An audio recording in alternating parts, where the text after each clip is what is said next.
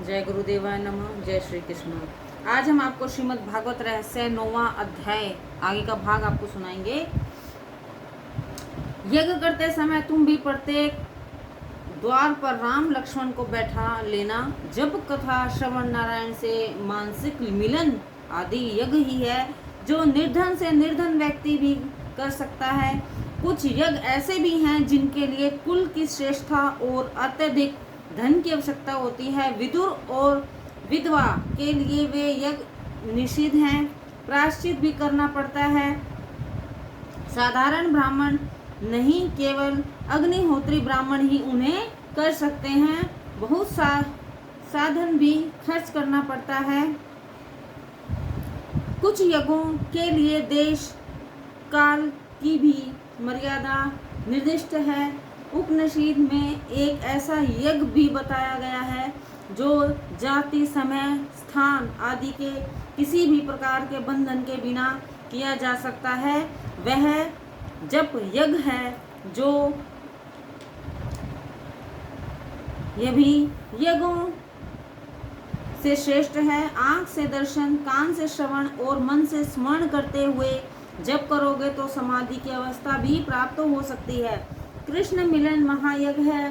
कृष्ण मिलन यज्ञ में श्रद्धा पत्नी है, आत्मा यजमान है, शरीर यज्ञ भूमि और इसका फल है परमात्मा।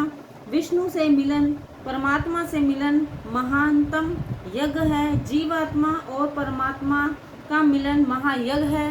यज्ञ से चित्त शुद्धि होती है। चित्त शुद्धि का फल है परमात्मा की प्राप्ति। सभी इंद्रियों यज्ञ मंडप के द्वार हैं। इस यज्ञ में काम, क्रोध, लोभ, मोह आदि राक्षस विघ्न डालने के लिए आते हैं। इस महायज्ञ में विषय रूपी मारीच बाधा डालने आता है। द्वार पर राम लक्ष्मण की उपस्थिति करने से काम, क्रोध, वासना रूपी मारीच सुबाहु विघ्न पैदा नहीं कर सकते। आँखों ने, कानों में, मुख में, सभी इंद्रियों के द्वारों पर राम लक्ष्मण को बैठा लो। ऐसा करने से मारीच विषय विघ्न नहीं कर पाएगा। मारीच रूपी विषय शीघ्र ही नहीं मरता। अपनी प्रत्येक इंद्रियों के द्वार पर राम लक्ष्मण को शब्द ब्रह्म को स्थापित करोगे, तभी काम मारीच तुम्हारे यज्ञ में बाधा रूप नहीं होगा। माया मारीच को रामचंद्र जी विवेक बाण से मारते हैं। जिसका चिंतन मात्र करने से काम का नाश हो जाता है, वही ईश्वर है। ज्ञानी परमात्मा अपनी इंद्रियों के द्वार बंद रखते हैं, जबकि वैष्णव जन द्वार पर राम लक्ष्मण को पधारते हैं। भागवत का राहु और रामायण का मारीच विषय दोनों एक समान है, परंतु तुरंत ही नहीं मरते। विश्वामित्र का यज्ञ समाप्त होने जा रहा था कि जनकपुर से निमंत्रण पत्रिका आई कि सीता जी का स्वयंवर होने जा रहा है। यज्ञ आदि से निवृत्त होकर विश्वामित्र राम लक्ष्मण को लेकर जनकपुर की ओर निकल पड़े। मार्ग में अहिल्या का उद्धार करने की करने का प्रसंग आया।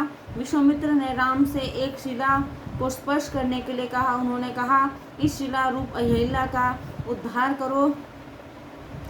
राम सोच में पड़ गए, क्योंकि जो साधक होता है वह तो लकड़ी की स्त्री को भी स्पर्श नहीं करता। न 21 स्कंद में एक श्लोक का यह चरण है। राम ने कहा, मैं इसे प्रणाम करता हूँ। विश्वामित्र ने कहा, प्रणाम करने से कुछ नहीं होगा। राम ने कहा, मैं चरण से स्पर्श करूँगा तो पाप का भागी बनूंगा। राम पाप करने से डरते हैं। आजकल तो लोग पाप करने से भी नहीं डरते, जो मन में आता है वही कर लेते हैं। पाप से डर कर रहोगे तभी कल्याण होगा। ईश्वर और पाप से डर कर रहने पर मन शुद्ध होगा। राम ने कहा, मैं पर स्त्री का वंदन करता हूँ, स्पर्श नहीं। राम और स्त्री और सीता पर पुरुष का स्पर्श नहीं करती थी। जहाँ तक हो सके पर पुरुष पर स्त्री का स्पर्श नहीं करना चाहिए। ब्रह्मचार्य का यही आदर्श है। कवियों ने कल्पना की है, राम ने अहिल्या का चरण से भी स्पर्श नहीं किया। बहती हुई हवा ने राम चरणों की धूली उड़ाई जो उस अहिल्या पर जा पड़ी। वह शिला अहिल्या रूप में परिवर्तित हो गई। एकनाथ जी ने भी यही कहा है कि रामचरण रज में इतनी शक्ति थी कि अहिल्या का भी उद्धार हुआ। अहिल्या अर्थात बुद्धि, मात्र काम सुख की का ही विचार करने वाली बुद्धि जड़ पत्थर से सी बन जाती है। कोमल बुद्धि भी ईश्वर के पास जा सकती है। जड़ पत्थर सी नहीं, कोमल बुद्धि ही कृष्ण सेवा में द्रवित हो सकती है। आजकल कृष्ण कीर्तन में आनंद नहीं मिलता क्योंकि काम चिंतन करते करते बुद्धि जड़ अर्थात जड़ हो जाती है। जड़ बुद्धि चेतनमयी कैसे हो सकती है? जब कोई सद्गुरु संत महात्मा मिल जाते हैं तभी वह चेतनमयी होती है। जब किसी संत की चरण रज पावन करती है तब ही पत्थर के समान जड़ बुद्धि प्रभु की चरण रज से जागृत चैतन्य अवस्था को प्राप्त होती है। अहिल्या बुद्धि रामचरण रज से शुद्ध होकर चेतन हो गई। अहिल्या ने प्रभु से प्रार्थना की कि मेरे पति ने मुझे शाप देकर अच्छा ही किया था, क्योंकि इस कारण से मैं आपके दर्शन तो प्राप्त कर सकी। उसी समय गौतम ऋषि भी वहां पर आए और उन्होंने श्री राम से कहा, प्रभु आपने मेरी पत्नी का उद्धार किया है। मैं आपको आशीर्वाद देता हूँ कि आपका विवाह किसी सुंदर गुणवती कन्या के साथ हो। विश्वामित्र राम लक्ष्मण को लेकर राजा जनक की सभा में पहुंचे। इन दोनों राजकुमार को देखकर राजा जनक सोचने लगे कि ये ऋषि कुमार कौन है, अथवा ये दोनों कोई राजकुमार हैं। उन्होंने ऋषि विश्वामित्र से पूछा कि आपके साथ ये दोनों कौन हैं। विश्वामित्र ने कहा, राजन तुम तो महाज्ञानी हो, स्वयं ही निर्णय करो कि ये दोनों कुमार कौन हैं। जनक का एक नाम विदेह भी है जो देह युक्त धर्मों से युक्त होकर भी देह धर्मों से अछूता है, वही विदेह है। विदेह अर्थात जीते जी मुक्त। राजा जनक तो सुखदेव के भी गुरु हैं। धर्मराज कहते हैं कि ब्रह्मानुभाव में जो विषय रस का भान भूल जाए वही ज्ञानी है। आसक्ति और अभिमान जीव को बांधे रहती है। ज्ञानी इन दोनों का ही त्याग कर देते हैं। समस्त इंद्रियां अपने अपने कार्य और अर्थ में कार्य करती रहती हैं। यही मान कर ज्ञानी किसी भी विषय के प्रति आसक्त नहीं होते। इस संसार में रहकर भी वे सब कुछ करते हैं, वे यही भावना रखते हैं कि वे कुछ भी नहीं करते। राजा जनक ने त्राटक किया, ये तो परब्रह्म है। जनक कहते हैं कि मैं अपनी आंखों से दूसरों को देखता हूँ, परंतु मेरा मन किसी के प्रति आकर्षित नहीं होता। मुझ में वैराग्य भरा हुआ है, लेकिन इन कुमारों को देखकर मेरा मन इनकी ओर आकर्षित हो रहा है। मेरे मन को ईश्वर के सिवा कोई आकर्षित नहीं कर सकता, अतः ये ईश्वर ही हैं। प्रभु के अलावा मेरा मन किसी भी विषय पर आसक्त नहीं हो सकता। उन्हें अपने मन पर पूर्ण विश्वास था। राजा जनक कहते हैं,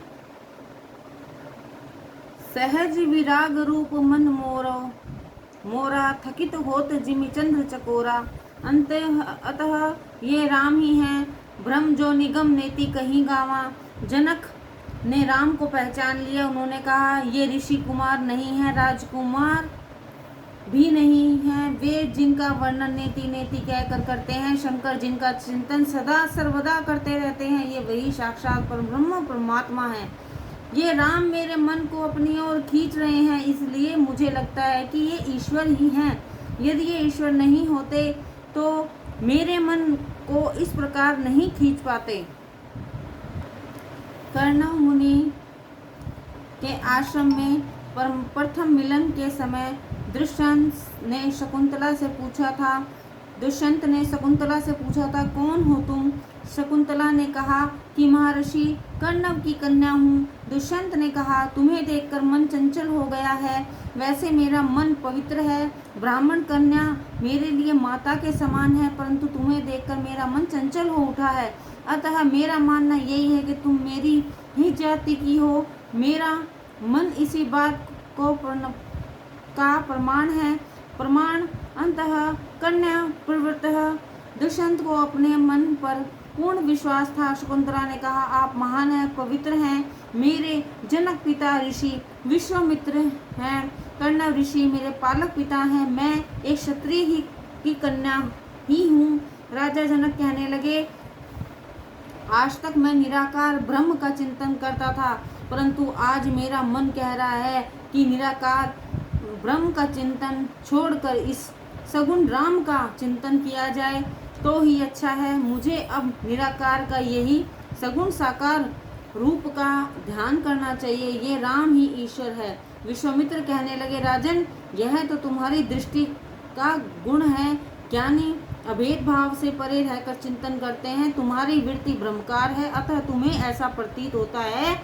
परंतु ये तो राजा दशरथ के पुत्र हैं।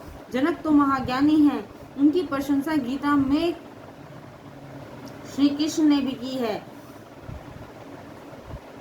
राजा जनक ने अपने कर्मों द्वारा ही परम सिद्धि प्राप्त की थी, इसलिए गीता में अन्य किसी और की प्रशंसा नहीं की गई है। विश्वामित्र, राम और लक्ष्मण जनकपुरी के बाहर एक उद्यान में रहते हैं। सायंकाल में संध्योपासना से नियमित रीति से करते हैं।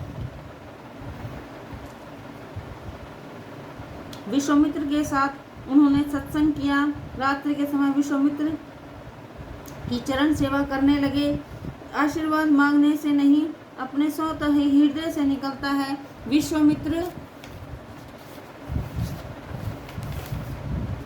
विश्वामित्र ने दोनों राजकुमारों को हृदय से आशीर्वाद दिया और कल्याण हो तुम्हारा। लक्ष्मण राम की चरण सेवा कर रहे हैं। ये सोचने लगे कि हो सकता है कि मैं कल से इस चरण सेवा का लाभ प्राप्त कर पाऊंगा या नहीं। कल बड़े भैया का विवाह हो जाएगा, इसलिए भैया भी की चरण सेवा का अधिकार अब तो भाभी को प्राप्त होगा। भैया की सेवा करने का आज मेरा अंतिम दिन है। कल से मैं भैया की चरण सेवा नहीं कर सकूंगा। राम भैया की सेवा करे बिना मुझे चैन नहीं मिलता है। जिसे सेवा और स्मरण के बिना चैन ना मिले वही सच्चा वैष्णव है। लक्ष्मण को दुख होने लगा कि अब उनसे भैया की सेवा का अधिकार और अवसर छीन जाएगा। उनका मन व्याकुल होने लगा। उनका दिल भर आया और आंखों से आंसुओं की बरसात होने लगी। श्री राम ने देखा कि उनका भाई लक्ष्मण रो रहा है, तो वे लक्ष्मण के रोने का कारण पूछने लगे, क्यों रो रहे हो? क्या माता की याद आ रही है? तुम रोते हो तो मुझे बहुत पीड़ा होती है। राम के प्रेम आदर्श प्रेम था। लक्ष्मण संकोचवश कुछ बोल नहीं पा रहे थे। राम लक्ष्मण के मन को जानते थे। उन्होंने कहा, भाई, मेरे विवाह के बाद दाहिने चरण की सेवा तुम करना और बाएं चरण की सेवा सीता करेगी। तुम्हें देखे बिना तो मुझे भी नींद नहीं आती। विवाह के पश्चात भी मैं तुम्हें नहीं छोड़ूंगा, चाहे तुम्हारी भाभी को छोड़ना पड़ जाए, तुम्हें नहीं छोड़ूंगा। राम सभी के अंतर्यामी है, किंतु लक्ष्मण तो राम के भी अंतर्यामी हैं। ऐसा बंधु प्रेम था राम लक्ष्मण का। दूसरे दिन प्रातः काल हुआ तो लक्ष्मण जी सबसे पहले उठ गए। स्त्री का धर्म है कि पति के पहले भोजन और शयन से पहले शयन ना करे। यही धर्म सेवक का भी है। विश्वामित्र शालिग्राम की पूजा करते थे, अतः उन्होंने राम लक्ष्मण को पूजा के लिए पुष्प, तुलसी दल आदि लाने के लिए उद्यान में भेज दिया। राम लक्ष्मण पुष्प और तुलसी दल एकत्र करने के लिए बाग में घूमने लगे। उन्होंने माली को चाचा कहकर पुकारा। माली ने पीछे देखा तो राम लक्ष्मण उसे बुला रहे थे। माली ने कहा, मैं तो एक अधम सेवक हूँ। राम ने कहा, भले ही आप एक सेवक हैं, परंतु आप हमसे बड़े हैं। राम की विनम्रता को देखकर माली ने उन्हें बार बार प्रणाम करने लगे। राम सभी को एक समान मानते थे, अतः उनके वन गमन से प्रजा का बहना कोई आश्चर्य की बात नहीं है। राम लक्ष्मण तुलसी को भी वंदन करते हैं। तुलसी की नित्य वंदना करने वाला कभी बीमार नहीं होता। प्रणाम किए बिना कभी तुलसी दल मत तोड़ो, नाखून से मत तोड़ो। जब भी तुलसी दल तोड़ने की आवश्यकता हो उसे प्रणाम करके कहो कि ठाकुर जी के चरणा विंद में चढ़ाने के लिए दल को तोड़ने की अनुमति दें। तुलसी जी तो राधा का अवतार हैं। सायकाल के बाद तुलसी का स्पर्श ना करें। स्त्री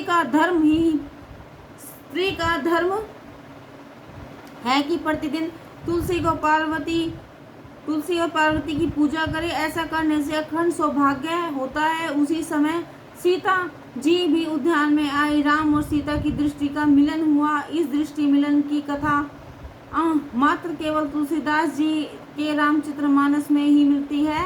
वाल्मीकि रामायण, भावार्थ, आनंद रामायण, अध्यात्म रामायण आदि में कहीं नहीं मिलती। सीता जी ने जगदम्बा जी को प्रणाम करके राम जैसा पति मांगा। सीता जी प्रार्थना करती हैं, जय जय जय गिरिवर राज किशोरी, जय महेश मुखचंद चकोरी, देवी पूजे पद कमल तुम्हारे, सुर नर मुनि सब होई सुखारी। राम लक्ष्मण पुष्प लेकर वापस आ गए और विश्वामित्र से कहा कि जिस कन्या का स्वयंवर होने वाला है वह भी उद्यान में आई हुई थी। राम का बहुत ही सरल स्वभाव है, उनके मन में छल कपट के लिए कोई स्थान नहीं है। विश्वामित्र ने कहा, वत्स, मैं जानता हूँ कि सीता इस समय प्रतिदिन उद्यान में आती है, इसलिए मैंने तुम्हें वहाँ भेजा था कि वह तुम्हें देख ले। स्वयंवर का समय आया। राजा जनक ने राज्यसभा में खड़े होकर मेरी पुत्री सीता जिस समय 3 वर्ष की थी तब वह इस धनुष का घोड़ा बनाकर खेलती थी, अतः इस धनुष को भंग करेगा, उसी से मैं अपनी पुत्री सीता का विवाह करूंगा। इस सभा में रावण भी उपस्थित था। बिना कारण के कलेश करे, अपनी जयकार स्वयं करे। जो स्वयं को ही अपनी आत्म प्रशंसा करे वही रावण है। इस सभा में वह अपनी जय जयकार करने लगा। बिना कारण ही उसने राजा जनक को से झगड़ा मोल ले लिया। धनुष उठाने का प्रयत्न करता हुआ वह अपनी जयकार कराने लगा। पार्वती ने शिव जी से कहा कि आपका भक्त रावण तो बहुत अभिमानी हो गया है, आप कुछ ऐसा उपाय करो कि वह धनुष को उठा ही ना पाए। 300 सेवक सूक्ष्म रूप धारण करके उस धनुष पर बैठ गए। रावण धनुष को हिला तक नहीं सका। उसकी सारी शक्ति भरी सभा में धूल हो गई। यह देखकर अन्य राजा भी अचंभित हो गए कि जब रावण जैसे बलशाली बलवान को मुंह की खानी पड़ गई तो हम सब राजाओं की तो हस्ती ही क्या है। सभी धनुष को उठाने से डरने लगे। विश्वामित्र ने रामचंद्र से धनुष उठाने के लिए कहा। विश्वामित्र की आज्ञा शिरोधार्य करके रामचंद्र जी ने सर्वप्रथम गुरु को प्रणाम किया और धनुष भंग करने के लिए जाने लगे। इधर सीता जी प्रार्थना कर रही थी कि इस बार यह धनुष पुष्प के समान हल्का हो जाए। राम ने धनुष को वंदन करके धनुष को उठाया और जैसे ही डोरी बांधने लगे उसे खींचा, तभी धनुष के 2 टुकड़े हो गए। विश्वामित्र ने कहा, अब सीता जी को बाहर लाया जाए, हम उनका दर्शन करना चाहते हैं। सीता जी वरमाला लेकर सभा में प्रविष्ट हुई। इधर रामचंद्र जी विचार मगन हो गए कि माता पिता की आज्ञा के बिना विवाह कैसे करूं। सुंदर राजकन्या सीता जी उन्हें वरमाला पहनाने के लिए आई, परंतु माता पिता की अनुमति के बिना रामचंद्र जी उसे स्वीकार करने के लिए तैयार नहीं हुए। सीता जी वरमाला पहनाने का प्रयत्न कर रही हैं, परंतु रामचंद्र जी सिर नवाते ही नहीं हैं। रामचंद्र जी सीता जी से कुछ लंबे हैं। हार पहनाने के लिए जब उन्होंने अपने हाथ बढ़ाए तो वे हाथ के कंगन में श्री राम का प्रतिबिंब देखने से तल्लीन हो गई। रामचंद्र जी जो शीश झुकाते ही नहीं थे, विश्वामित्र के पास आकर कारण पूछा तो राम ने कहा, मेरा लक्ष्मण अविवाहित है, उसका विवाह भी तो होना चाहिए और मुझसे पहले होना चाहिए। राम अपने छोटे भाई को कभी नहीं भूलते। विश्वामित्र ने कहा, मेरे राम की जितनी भी प्रशंसा की जाए वह कम है। राजा जनक ने कहा कि उनकी दूसरी पुत्री का विवाह लक्ष्मण से किया जाएगा। रामचंद्र जी प्रसन्न हो गए और उन्होंने सीता जी की वरमाला को स्वीकार कर लिया। राजा जनक ने सेवक कुमकुम पत्रिका लेकर अयोध्या आए। दशरथ जी ने वह पत्रिका पढ़ी। उस पत्रिका में वैदिक विधि पूर्वक विवाह संपन्न कराने के लिए प्रजा के साथ जनकपुर आने का उनको निमंत्रण दिया गया था। दशरथ जी ने आनंद विभोर हो गए। वे जनक सेवकों और पुरस्कार देने लगे तो वे सेवक कहने लगे, महाराज हम ये पुरस्कार स्वीकार नहीं कर सकते क्योंकि हम तो कन्या पक्ष वाले हैं। प्रातःकाल में वशिष्ठ तथा अयोध्या की प्रजा के साथ राजा दशरथ ने जनकपुरी दिशा में प्रयाण किया। मार्ग में अच्छे शगुन भी होने लगे। पहले 2 पवित्र ब्राह्मण मिले तथा सिर पर पानी भरी मटकी और बालक के को साथ लाती हुई सौभाग्यवती नारियों के दर्शन हुए। बारात जनकपुरी आ पहुंची। राजा दशरथ और जनक का मिलन हुआ। विश्वामित्र ने राम लक्ष्मण को लेकर आ गए। दोनों पुत्रों ने पिता को प्रणाम किया। नारद जी ने विवाह का मुहूर्त बताया। मार्गशीर्ष मास में के शुक्ल पक्ष की पंचमी और समय गोरज वेला। बारात धनतेरस के दिन आई थी और वसंत पंचमी के पश्चात लौटी थी। रघुनाथ जी की बारात में कामदेव घोड़ा बनकर आए थे। काम अश्व पर सवार होकर रघुनाथ जी विवाह करने लगे। साधारण मनुष्य जब विवाह करने जाता है तो काम उसी पर सवार हो जाता है। सुखदेव जी वर्णन कर रहे हैं, राजन परमानंद हो रहा है। भगवान का स्वर्ण रचित सिंहासन पर बैठाया गया। एक एक राजकुमार को एक एक कन्या का दान देना है। सभी ब्राह्मण मंगलाष्टक बोलने लगे। रमो रमणी सदा विजेति राम रमेश भजे। रमणो भीति निशाचरम च रमाय तस्मै नमः। राम निस्थित प्रायण परंतर राम रसे दस्यो भयम। रामे चितल्य सदा भवतु में सो राम ममुदर। विधि पूर्वक राम सीता का विवाह किया गया। जनक ने कहा, मैंने कन्या का दान दे दिया है। राम ने कहा, प्रतिगृहणी मैं स्वीकार करता हूँ। अब लक्ष्मण जी की बारी आई। लक्ष्मण जी ने कहा, मैं क्षत्रिय, हम क्षत्रिय हैं, दान लेते नहीं है, दान देते हैं। मैं प्रतिगृहणी नहीं बोलूंगा। ब्राह्मण ने कहा, परंतु आपके बड़े भाई ने तो कहा है। लक्ष्मण ने कहा, मैं तो बहुत बोले सीधे, वे तो बहुत बोले सीधे सरल हैं, मैं तो नहीं बोलूंगा। रामचंद्र जी उसे समझाने लगे कि लक्ष्मण विवाह में यह तो बोलना ही पड़ता है। लक्ष्मण जी ने कहा, भैया आप और जो कुछ भी चाहे मैं वो सब करने को तैयार हूँ, परंतु कन्या को दान रूप में स्वीकार नहीं कर सकता। फिर मैं विश्वामित्र ने लक्ष्मण को समझाया कि इन शब्दों के उच्चारण के बिना विवाह विधि पूर्ण नहीं किया जा सकता। फिर गुरु के समझाने पर लक्ष्मण ने कहा, प्रतिगृहणी विवाह विधि संपन्न हुई। वर वधू भोजन करने लगे। भोजन के समय यदि कुछ हास्य परिहास किया जाए तो भोजन ठीक प्रकार से हो जाता है। जनकपुरी की कुछ स्त्रियां आसपास बैठी हुई थी, हंसी मजाक कर रही हैं। ये चारों युवक भाग्यशाली हैं, नहीं तो इन्हें ऐसी रूपवती कन्याएं कहाँ मिलती। दशरथ जी की तो कोई संतान ही नहीं थी। यह तो अच्छा हुआ कि उनकी पत्नियों ने शीर का प्रसाद खाया, तब वृद्धावस्था में उन्हें संतान प्राप्त हुई। लक्ष्मण जी यह मजाक सहन नहीं हुआ। उन्होंने कहा, अयोध्या में तो शीर के आहार से संतान होती हैं, परंतु हमें तो जनकपुर के में आकर ज्ञात हुआ कि यहाँ की स्त्रियों को तो ये भी नहीं करना पड़ता। यहाँ तो धरती में से ही संतान उत्पन्न हो जाती हैं। विवाह के पश्चात एक बेकी का खेल खेला जाता है। जब तक पति पत्नी का स्वभाव एक ना हो सके तब तक वे वैवाहिक जीवन में सफल नहीं हो सकता। तन दो और परंतु मन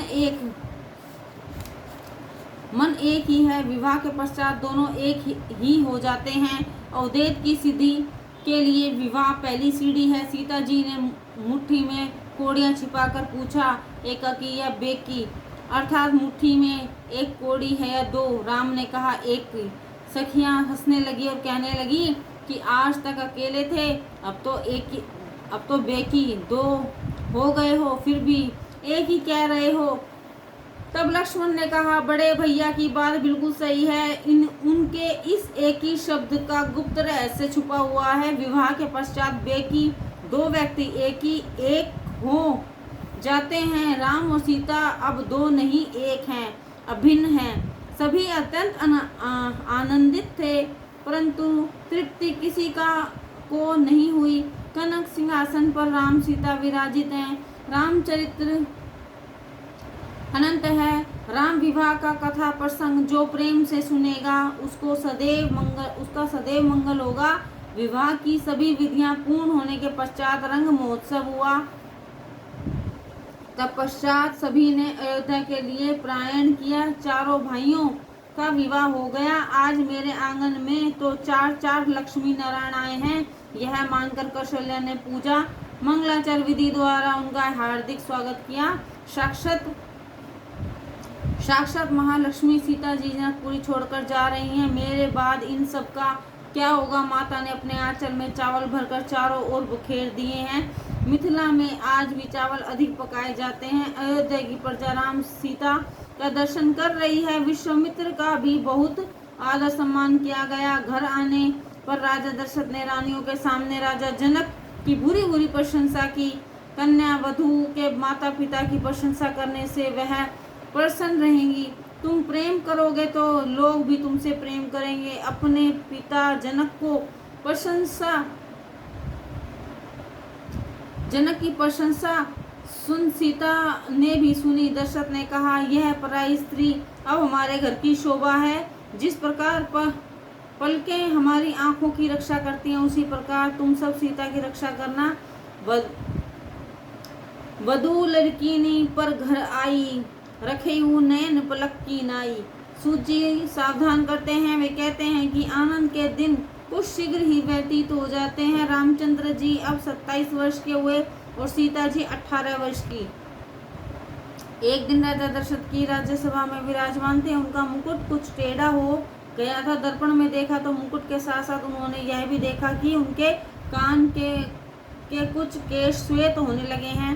कान के केश श्वेत होने लगे तो समझ लो कि वृद्धावस्था बहुत बढ़ गई है। दशरथ ने सोचा कि ये श्वेत केश मुझे संकेत दे रहे हैं कि तुम अब अतिशय वृद्ध हो गए हो। राम का अभिषेक क्यों नहीं करते। राम और सीता को राज्याभिषेक में सीता का राज्याभिषेक में सामने ही कर लूं तो अच्छा है। वैसे तो मेरी सभी इच्छाएं पूर्ण हो गई हैं, केवल यह एक ही शेष रह गई है। इच्छाओं का तो कभी अंत नहीं होता और ना ही हुआ है ना ही होगा। अंततः इनका त्याग करना उत्तम है। राजा दशरथ ने इच्छा के विरुद्ध कोई क्या कह सकता है। दशरथ का राज्य वैसे तो प्रजातंत्र ही है, परंतु महाजनों और मैत्रीगणों की अनुमति लिए बिना राम का राज्याभिषेक नहीं किया जा सकता। राजा की इच्छा तो यही थी कि राम ही राजा बने। राजा दशरथ ने महाजनों और मंत्रीगणों से कहा कि यदि आप सबकी अनुमति हो तो राम को हम राजपद को देने की विधि करें। यह सुनकर मैत्री सुमंत ने कहा, धन्य है, हम सब भी यही चाहते थे, परंतु संकोचवश हम बोल नहीं पाए। उसी समय राजसभा में मुनि वशिष्ठ का आगमन हुआ। सभी ने उनका आदर सत्कार किया। दशरथ ने उन्हें प्रणाम करते हुए कहा, मुनिवर, राजा की इच्छा है कि राम का अभिषेक किया जाए। हम आपकी आज्ञा चाहते हैं। वशिष्ठ जी ने कहा, राजन, विचार तो अति उत्तम है। तो दशरथ जी ने कहा, तो फिर कोई शुभ मुहूर्त बताइए। वशिष्ठ ने सोचा कि आज का मुहूर्त बता दूं, परंतु वे जानते थे कि राम का राज्याभिषेक हो नहीं पाएगा। अतः उन्होंने कहा, राम जिस दिन जब भी राजपद ग्रहण करे वही दिन श्रेष्ठ है। वशिष्ठ जी की गुणवत वचन दशरथ जी समझ नहीं पाए। उन्होंने अगले दिन ही राज्याभिषेक करना चाहा। उन्होंने सभी मंत्रीगणों को राज्याभिषेक की तैयारी करने के लिए आज्ञा दे दी। मंत्री सुमंत ने कहा, महाराज, सभी तैयारी हो चुकी है। दशरथ जी ने मुनि वशिष्ठ से कहा, मुनिवर, आप कल कुलगुरु हैं, अतः यह सूचना राम को आप ही स्वयं दे तो ठीक रहेगा। दशरथ के कहे अनुसार मुनि वशिष्ठ राम के महल में पधारे। राम ने कहा, मुनिवर, आपने मेरे यहाँ पधार कर मुझे पावन कर दिया। वशिष्ठ ने कहा, राम, तुम तो विनय की मूर्ति हो, अतः ऐसी बातें स्वाभाविक ही हैं। कल तुम्हारा राज्याभिषेक होना निश्चित हुआ। राज्याभिषेक की बात सुनकर सभी हर्षित हो गए, परंतु राम कुछ उदास से हो गए थे। उन्होंने वशिष्ठ जी से पूछा कि क्या मुझे अकेले ही राजा बनना है? वशिष्ठ जी ने कहा, राजा तो एक ही होता है। रामचंद्र जी कहते हैं, नहीं नहीं, राज्याभिषेक हम चारों भाइयों का ही होना चाहिए। मेरे भरत, लक्ष्मण और शत्रुघ्न को भी राजा बनाइए। वशिष्ठ जी ने मंद मंद मुस्कुराते हुए कहा, अब मैं तुम्हें कैसे समझाऊं कि राजा तो केवल एक ही व्यक्ति को बनाया जा सकता है। जय गुरुदेव नमः। जय श्री कृष्ण।